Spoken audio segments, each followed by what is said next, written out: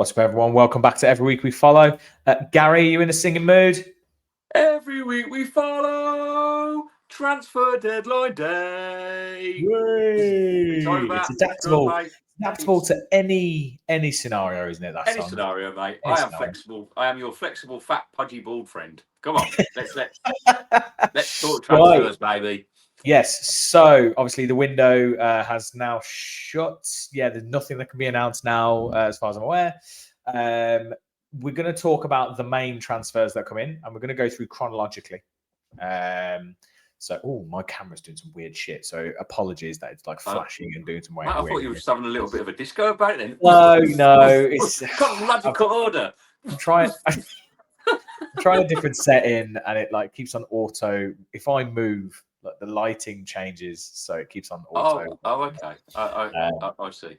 I don't really want it to do that, but fuck it. Right. So, first off, came in technically, I suppose, as a pretty much a replacement for Jaden Philogene. Donyell Marlon. Yeah, it's one of those, mate.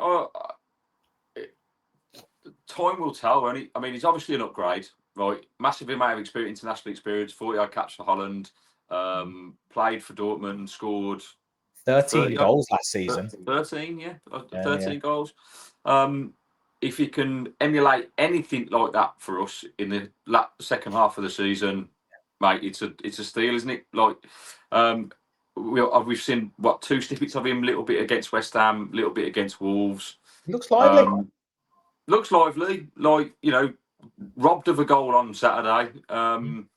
Difficult game to come into because we're obviously missing Ollie at that point.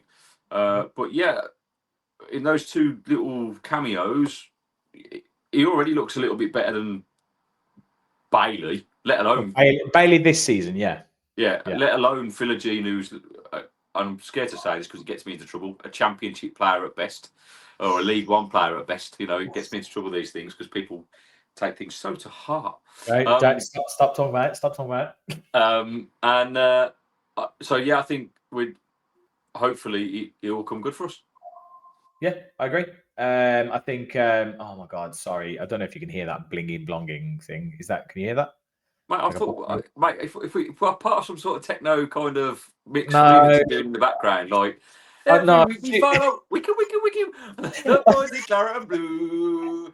No, I've stupidly like mirrored my phone to my Mac, and now like it keeps on blinging and blonging for every notification that comes through, and I'm like, I don't know how to turn it off, and it's driving me mad. But anyway, yeah, no, massive. I think he looks decent. I think it's quite nice that he can play up front. Like I said, it was kind of like more like DRB.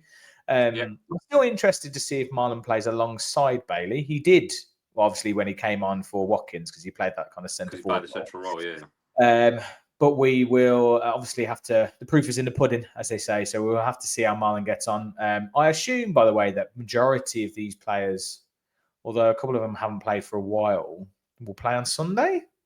But we'll get to that maybe on the preview show. That 100% has to happen. I think it's a perfect gap because for me, it's a free hit. So get a minute. Yeah, I mean, I expect Marlon to play. I expect probably Garcia to play because Cash is still out. Rashford should play because. When did he last play? Well, look, mate, it feels like about 6 months, maybe more, right? And if Ollie's not quite right, I'd rather rest Ollie and kind of get him. Yeah, I agree with that. So yeah, I agree with that. Maybe he'll play Marlon up front. Maybe he'll just play how we started the second half against Wolves. Mate, look, Rashford's going to need minutes. Like, it's simple as just drop him in, right? Go, right, okay, do what you can for an hour and then bring Marlon on. Or see do you know what I mean? That's what I would do. Yeah. So obviously, Donyell Marlon in for Philogene. Garcia, this is obviously a younger younger kind of like switcheroo.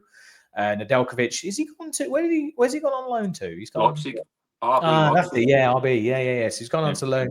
So Leipzig with Garcia coming in. It's interesting, that one. Like, I don't know whether he just doesn't trust Nedeljkovic or whether he's kind of played Nedeljkovic a bit and he wants to see how Garcia gets on, because they're both similar kind of age profile, etc. I think, yeah, mate. I just find the Nedeljkovic transfer so weird. Like, why would you buy him in the first place It if looked you've got all no right. intention? If you've got no intention of playing him, but then replace him with a youngster who you are gonna? Are you just saying that?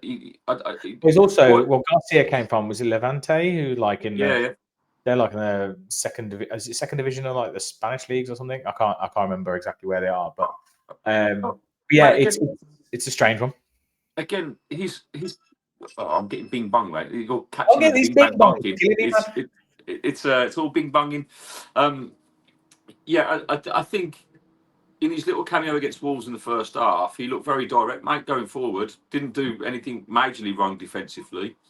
I guess with Cash being sidelined for the next 3 or 4 weeks, hopefully he'll get some minutes and we can see if he's good enough.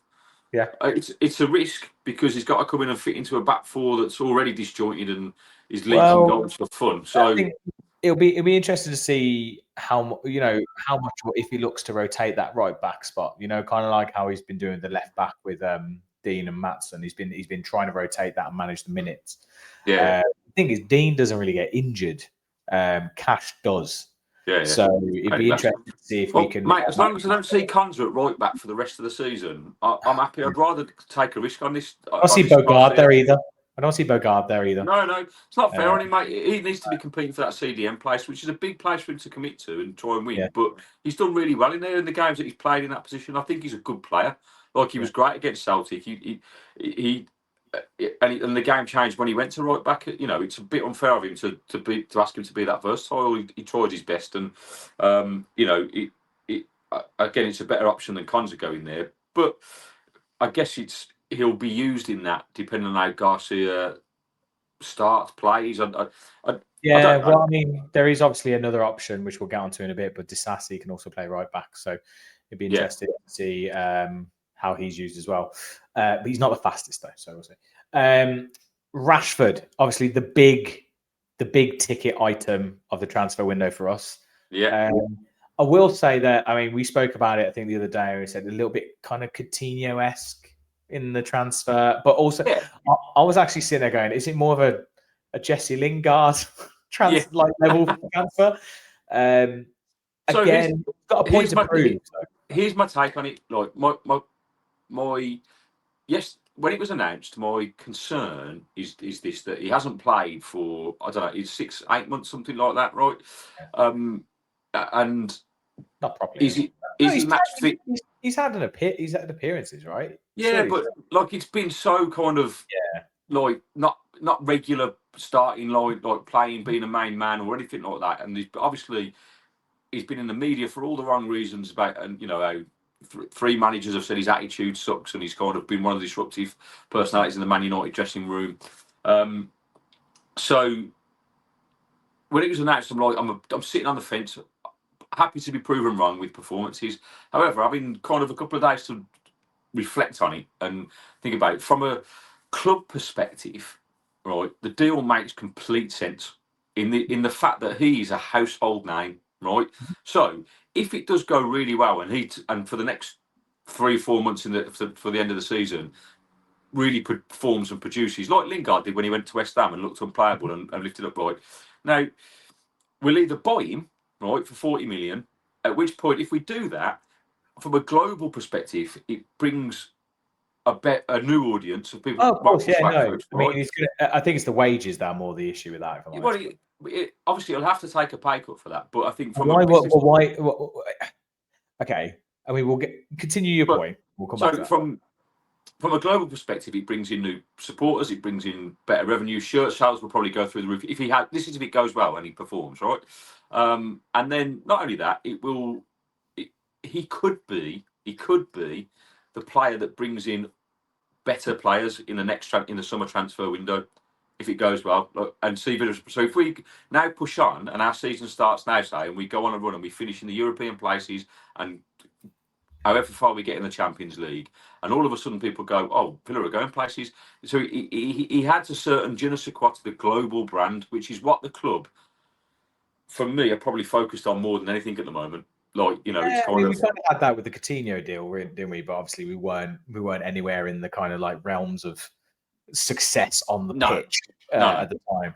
But Yeah, I mean, I get it from like a profile point of view, from the wage point of view. The thing that I just can't fathom and can't work out with it is if he does what you just said and he plays really well and he scores goals and he fires us up the league and that kind of thing and he's really consistent. It's like old Rashford's back. Yeah, He ain't going to take a pay cut. Why would he take a pay cut? well, He's sitting there going, well, I've played really well for you. Like, why aren't you going to pay? And if we're not going to pay it, someone else will come in, right? Someone else will be like, well, I'll pay it. So look, it may well be a stopgap. I'm looking at all three of these deals as they are literally stopgaps to try and change our season. That's literally how I'm looking at them. Well, look, they are all loan deals for one. So there's the element of risk for us is low because if it goes wrong, obviously we can just send them all back to where they came from, right? Yeah. And there's no obligation to buy for Asensio or Disasi, is there? No option to buy. No, there's no option. There's no obligation on any three of them. I don't know if there's an option on Disasi, but there's an option on Rashford, but not on Asensio. Yeah, but there's option on Rashford if we want him. There's no obligation. There's no obligation. So it's like kind of if he does well, we could potentially look to buy him. And then it'll be down to the player, obviously. Right now, people might come in for him, but ultimately he's gonna have to have one hell of a second half of this season. And I don't see that necessarily happening. I think he might take a few weeks to get up to speed because of playing, and so he could well come good for us. But I don't think it'll be enough to warrant anyone coming in to want to pay those wages. I think if his best option of reviving his career is doing as well as he can for us buying him, and then next year pushing on, and then probably leaving us. That could happen. There's potential. I suppose there's a potential element of that. And for him, it's kind of a lower pressure environment, probably a lower pressure environment because he won't be the main man up front unless he like absolutely flies. No, he won't be the main man, but he's better out on the right, isn't he? On the left and coming inside. That's his favourite position. Yeah. So this is the other thing for me is like obviously we're in like the cutthroat world now where you can't have any kind of romance with your players, but I worry about JJ.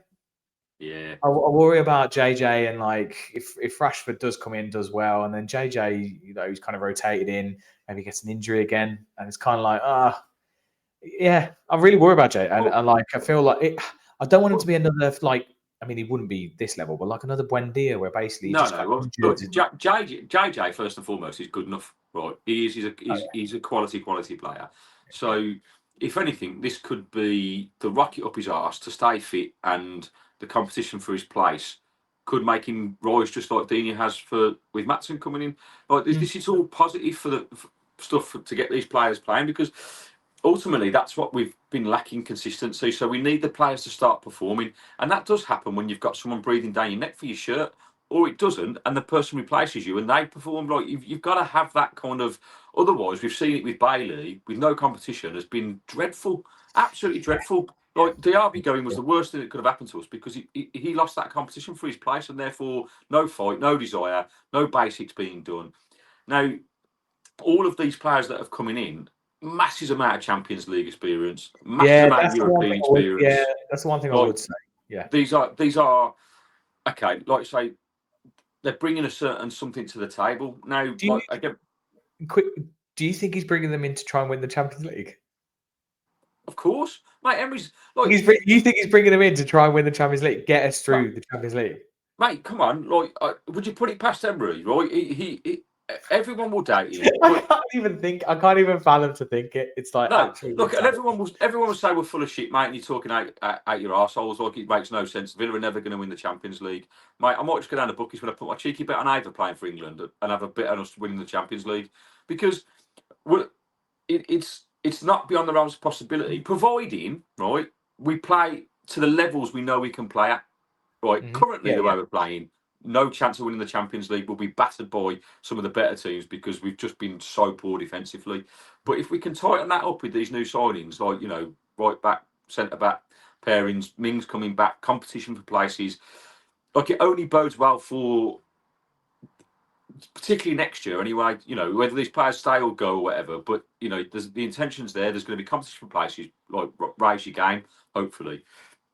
And Emery's not stupid, and Monchi's not stupid. They've done this together numerous times, right? And people, I've seen lots of things in forums going, sack Monchi, doesn't know what he's doing. These are useless. And so people talking about the buying and the selling and loan players, right? Now, I don't necessarily agree with some of those. From a business standpoint, it makes like complete sense anyway for the club. We've pulled in, beyond like in excess of 100 million this window through sales. Yeah. And we've spent like 20. So, and obviously you got like wages and stuff, but it's still not going to touch anywhere near that. So like we are set up here we've got these players in to try and push the quality and do what we can in the Champions League. And if we can get into Europe again, we've got a war chest for next season, for next summer. So Emery can then go, right, these are the players I want. I want, Nico Williams, and I want, is it Nico Williams? No, Nico Williams. Yeah, no, Nico Williams. Same name, isn't it? It is the same. You want about the one from Bilbao, right? Yeah, not Forest. Not the Forest player. No. Forest is although I quite like Nico Williams at Forest with his like super mask that he was wearing. Yeah. But yeah, we've kind of got we've actually been quite smart with this. But obviously, it is a risk. It's a massive risk. Yeah, of course it is. But to be honest, it's no riskier than not signing these players. Like, as in, if we hadn't have made these signings, I mean, Disassi was the big one. Mate, we had to make these signings because if we hadn't have done, we'd have been screwed, wouldn't we? Our season would be more or less over because I wouldn't have seen us bouncing back for anything. And now we've got 3 new players that can hopefully, like sort of 4 with Marlon, like that can really hopefully give us the impetus going forward. Like time will tell. Like I say, the Spurs game for me is a great opportunity to try all of them. Not necessarily all start, but to give them minutes and see where they're at. Right, and then you've got the following week Ipswich, but in between those, you've got a full, more or less a solid week this week, and then a full week next week of training and just acclimatising and getting used to it. I've watched all the interviews with Asensio, and like, mate, that guy oozes class. Like, honestly, he could be one of those players that's just that little bit of different gravy. I think I've got a little bit of a man crush on him. I was listening to him speak on Villa TV earlier, and I'm like, he's an attractive bloke, mate. He's an attractive bloke. He's fire, mate. But just look at this though. So, like, I saw this came up on Reddit. It was quite interesting. Just how by bringing in the players that we brought, these are 2 alternative lineups. Yeah. Like, and it's I find it quite funny that he hasn't even bothered to try and put like Gauchi or Olsen in goal. He's got Martinez in both. Just decided to clone him. But you've now got you could have a back line of Garcia, Disassi, Pau Torres, and Dean with McGinn and Barkley, which I wouldn't see that happening. But then Asensio on the right, Tielemans and Marlon, and Rashford up front. And it's like, even looking at that, it's like, fucking hell. Okay, that's decent. But that's probably nowhere near what our starting 11 would be. Like, our starting 11 will probably you'd be a mix of these, right? So you'd have a Nana and Kamara in that holding. Yeah. And then you would have... this is the thing, right? I'm looking at this now. I'm going, where does Rodgers go? Where does, how's it... It's mad. Well, we suddenly got options. The bench now. I remember when we were at the Champions League game against Celtic, I remember us looking at the bench going, who can change? Like, who can do something here? I looked at it, and I think there was just Duran on the bench. And the rest of them were just youngsters. Yeah. Now, although we'll get onto Champions League in a sec and the registration, but now the bench is either Ramsey, Watkins, and Rodgers or whatever, or it's Marlon, Asensio, Rashford. It's actually pretty mental. Well, we've got options. It's now down to Emery to utilise those and get us ticking. And we'll see what happens. But it's a good headache to have, right? Like, of course it is, yeah. To go from 3 kids on the bench that have been loaned out to now, having internationals with numerous years of experience in the Champions League. I want to get onto Asensio because when he was at Real Madrid, mate, I loved him. I thought he was an absolute player, and there was speculation a couple of years ago that we were interested in him before Emery. I remember Emery. It was. May have been under Gerrard, and it was always like a pipe dream sort of thing. It was never going to happen. He ended up going to PSG. I haven't really watched him play at PSG, so I don't know. He's played a lot. I don't think he has played a lot. That's the other thing is, so this is the problem with these players. All Rashford, Asensio, and Disasi, haven't really played. Yeah, and that's my concern, mate, because you're asking 3 players to get up to top level speed in the next couple of weeks without really playing much. Again, so you've got Spurs, which again you give them minutes, and then you've got a game for me an absolute must-win game at home against Ipswich the following week. Oh God! If we don't win that game, we are in real. But mate, after obviously they're fighting. Yeah, nothing's guaranteed in this league. Nothing. And the away game at Ipswich, mate, they were the better side. They should have won the game. We are different at home. Home is we are. But it's about consistency now, isn't it? And actually, we've still, they played in a way that we can't deal with a big man up front, and we look like we're going to concede goals. Like now is the time. These players that are coming in, particularly Disasi and Garcia, if they are going to get minutes, we've got to stop leaking goals. It's as simple as that. Forget about all your attacking options of Rashford, and it's all nice to have. Like I saw all over BBC Sport. Look at Villa's attacking options now: JJ Bailey, Rodgers, Watkins, Rashford, Marlon. Mate, sounds great, but it's fucking pointless if we're going to concede 3 goals a game or 2 goals a game. Do you know what I mean? It's like. So that starts first. It's nice to have those attacking options, but he's got to tighten up defensively. That is the key there, right there. And I would love, particularly Disasi. Like I quite like him. The fact that he's told Spurs to go and do one, where that's where Chelsea really wanted him to go. The thing that he brings to us is like stature. He's big.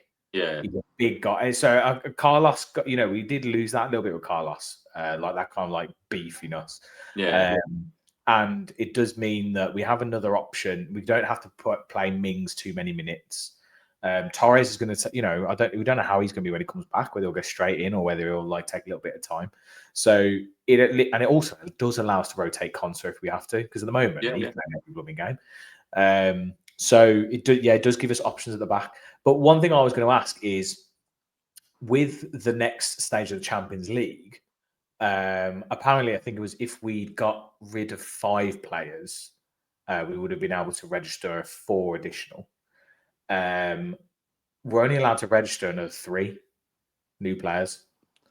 So I'm gonna basically say Garcia is not gonna get in that, because he's too, unless because Garcia or Disasi, I'm kind of going, well, probably Disasi. And then you've got Rashford, Asensio, or Marlon. So you can only have 2 of them. How's that work? Who's missing out on Champions League? I mean, again, mate, I haven't had time to really research that point properly. Like, is that for definite only 3? For Champions League? What? Yeah, I believe it's something to do with. I was listening to, they were talking about the Claret and Blue, and I believe it's something to do with like you're essentially allowed another additional 3 players at this stage, but you're allowed 4 if you've sold 5. I can't remember exactly how it works. But we've only sold 4, so we can only do 3. Well, what about players going out on loan and stuff like that? Does that count towards it, or does it have to be sales? I don't know. But they know better than me. So what I'm saying is, I can't imagine. Like, I need to go away. Apologies, guys, for those that are watching, but I haven't had a chance to kind of look at this in depth. So if anyone wants to comment and just let us know what the crack is with that, because I would assume that Emery's not stupid around this and wouldn't have signed these players if he couldn't utilise them to the max, particularly as their loans. What was it last season? There was something. We signed someone, and then Emery was like, no, he's going to go straight in, but he couldn't play because he'd been cup tied or something like that, or he hadn't registered in time or something, and we were like, oh bloody hell, we're an absolute laughing stock. We don't even know who can play. And it could be that case, mate. I don't know. It's a crap dilemma to have, because all of them are going to want to play in the Champions League. I assume Asensio is going. It's part of the reason why he's come, and he's a 3-time winner of the trophy. So there's no. I think we need to have him from an experience point of view. So you aim for mono club stage regularly. For registration, if more than 5 players from List A are no longer registered with their national federation as part of the club after the group stage, the team can add 1 additional player, increasing to a total of 4 new eligible players. So, because I think it's because we've only sold 4, because essentially they're now no longer registered as part of our club. Yeah. We can only do 3. Well, that's a dilemma that I'm glad I haven't got to sort out, mate, because I don't know. Because it says if more than 5 players are no longer registered with their national federation as part of the club after the group stage, the team can add 1 additional player, increasing the total to 4. Yes, that's right. Because they can do 3 new players, but if we'd sold 5, we'd then be able to get 4. But we've only sold 4. Okay. Well, and when I assume that's got to be announced pretty soon, then, because you've got to register. The squad registration, I think it's the 6th of Feb. So okay. I mean, we'll know then. So we'll know before the weekend. So we'll know before our preview, which will come out, which we'll be doing on Friday. Friday, So let's touch on that point then. Again, see what happens. I'm glad that I haven't got to make that decision though, because they're all going to want to play in the Champions League, aren't they? Well, Marlon, Rashford, Asensio, and Disasi, you'd expect. Yeah. Garcia is the one that will probably, maybe you don't, but he's young, for 3 places. Yeah. So I don't know. Watch this space. Tune in on Friday to see what decisions have been made. And just at this point, just want to say, guys, thanks for everyone that has liked and subscribed so far and commented and stuff, because we're on, at the time of recording, it was 487. Come on, help us get us to 500 subs. It would be 500 subs. Come on, let's get amazing. There. So like, share, subscribe. 488. We've got another 12 to go. There you go. 12 to go. Tell your friends. Put it on your tweets or your exes or whatever it's called, and bang it on your fat, podgy, bald man take the internet by storm. Put it on all the socials. Socials. Socials. Anyway, I'll probably call it on that one. Thanks, everyone. I think we're quite optimistic about. Oh, how would you rate the window out of 10? Okay. Yeah. So, I out of 10, I've got to say, if on paper, right, I'm going to go. If we hadn't signed Disasi, it would have been a very different number, I think. Yes, it would be. I think Disasi last minute deal. I would say it's 10 because each of those players we've signed is an upgrade to the people that have left. Yeah. Like, you give it a 10. Listen. You on paper. Listen. On paper, right? And here's my reasoning behind: because each of the players that we've signed is an upgrade to the players that they've replaced, right? So now, however, football's not played on paper; it's played on grass. So that number is very, very temporary. Like, that will go down within the next 7 days massively because players performing. But on paper, that is a great window for the Villa. It's better replacements. It's whether these.